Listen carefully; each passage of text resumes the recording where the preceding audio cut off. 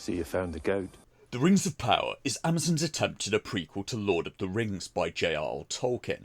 Theirs is a fantasy story that covers the period of time where the rings got made and the Dark Lord Sauron rose to power before being defeated, before rising to power again. The timeline to the Rings of Power is all over the place, and the plot is making increasingly little sense. Characters keep on changing their whole motivations off camera, the show will cut away from a story, and when they cut back, an entire city will have been built. They put two stories back to back like they're supposed to be happening at the same time, when logically they can't be. I have no idea what the timeline is supposed to be. I'm not even sure if any of the different stories are supposed to be chronological at this point, because the elves were going to send their army on ships to attack the orcs in Mordor just a few episodes ago, and they were going to sail their ships right past the giant ship-destroying sea monster. The elves had hoped Sauron would be there in Mordor with Adar and the orcs so they could get them all at once.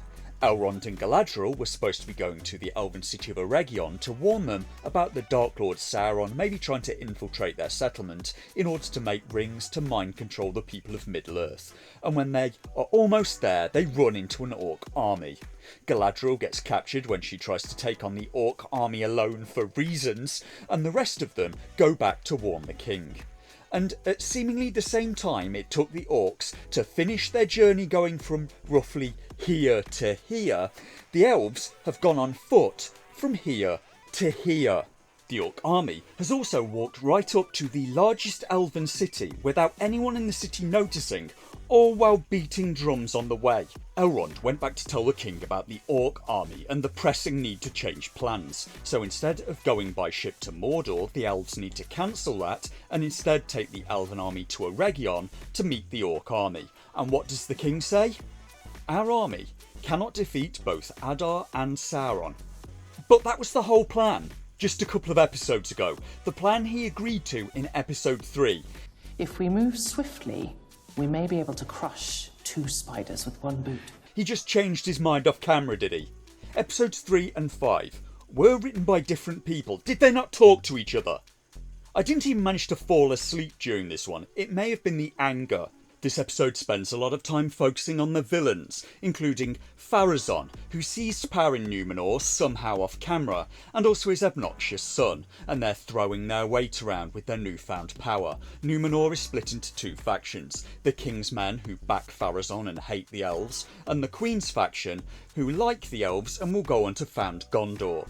The show does a better job of building up Pharazôn and his son as heelish bad guys than they managed to do with Sauron, the Lord of all evil. This show has kind of started to make me sad for all of the missed potential, because I was thinking more about Sauron in his splat form, getting tangled in the wagon wheel and attacking that lady, also off camera.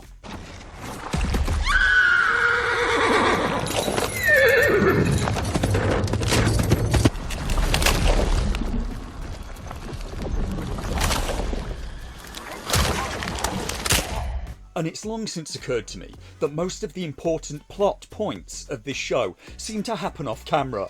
The rule of writing is show don't tell, the Rings of Power tends to do neither. And I was thinking about what I would have wanted to see, what would have made me happy. And the first obvious thing for me was, I think I wanted to see Sauron actually attack that woman. Seeing this monstrosity do whatever he was supposed to do to that woman would build him up quite well as a bad guy, and that's something that the show has kind of been sorely missing. But thinking more about it, I realised I would have redone this whole section. Found a different way for Sauron to get done in. I would have cut this part altogether. And instead, I would have had Sauron meeting this woman at night. Have her sat at a campfire with her wagon and horse in the background, and have Sauron slithering across the ground towards her, a black shape in the darkness stalking up to her. I would have made it horror essentially. Have her horse get more agitated as Sauron creeps closer, have her go over and comfort the horse and then sit down again, and then suddenly Sauron is on the woman, latching on and absorbing her, pouring black ooze into her eyes and mouth. It would have worked in a symbolic way as well, to show Sauron's insidious nature, how he moves unseen through the world and in the darkness and takes people over. But we can't have the villains being villainous, can we? Then journalists may have to stop writing articles one-handed about how hot Sauron is. But first in this episode, we go to the Dwarven Kingdom of Khazad-dûm, where they were in trouble. They grow all their food inside a mountain, using channels cut in the rock to let light in. Never mind that there seem to be laughably small amount of crops for the population they have, or that not enough light would get through. Hollywood writers consistently betray that they have absolutely no idea how agriculture works and have no interest in learning. Because this garden in the Hobbit Things village last episode would not only not feed a village, it would barely feed one person for a week or two.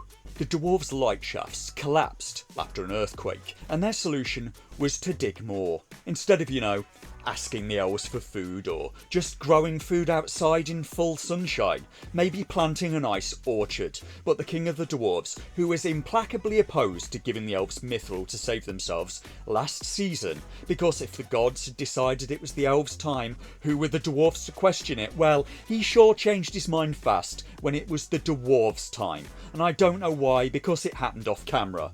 But the elves and the secret Sauron made magic rings for the dwarf lords to cure the curse on their people. The king, with his new magic ring, then goes around in this episode and directs the dig teams with his new magical powers to cut new light shafts and save the dwarves from idiocy-induced starvation. Okay, so far so bad. What really capped it off for me was this speech. Pity those who dwell above, slaves to the sun, chained to a ceaseless rhythm of waking and sleep. In Khazad-dûm, we are free of its tyranny. Here, we bring the sun to us. The problem is that what he just said there equally applies to the dwarves as the people living on the surface. This whole plotline was all about the dwarves' dependence on the sun, and when it sets for the people on the surface, it sets for the dwarves as well, and it should have been obvious to the person that wrote it. Then they should have just crossed this out and tried again. But this section did reveal the true villain of the Rings of Power, the script. Because going right back to the start of Season 1... Do you know why a ship floats and a stone cannot?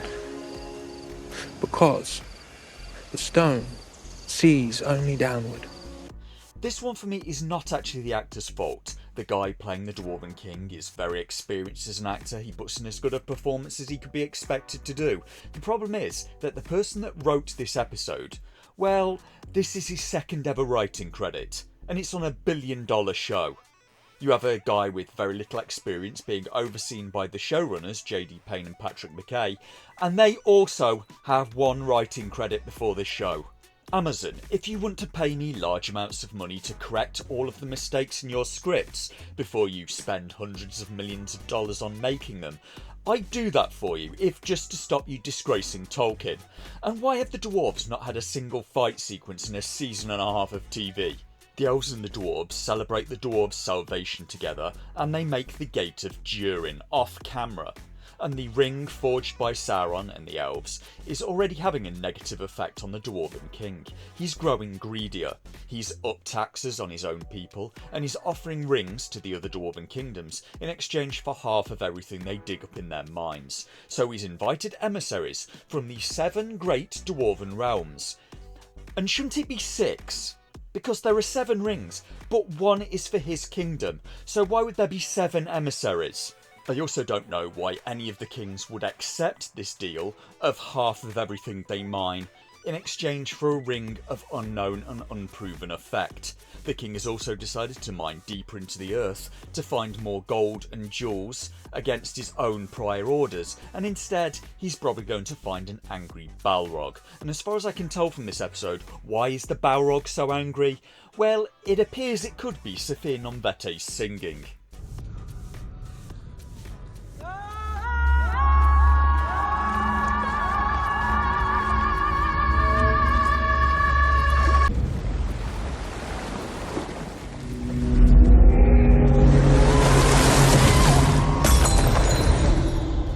Most of the episode is spent with Sauron and the elven smith Celebrimbor bickering like a married couple, and the relatively normal people I watched this show with got very bored with it all.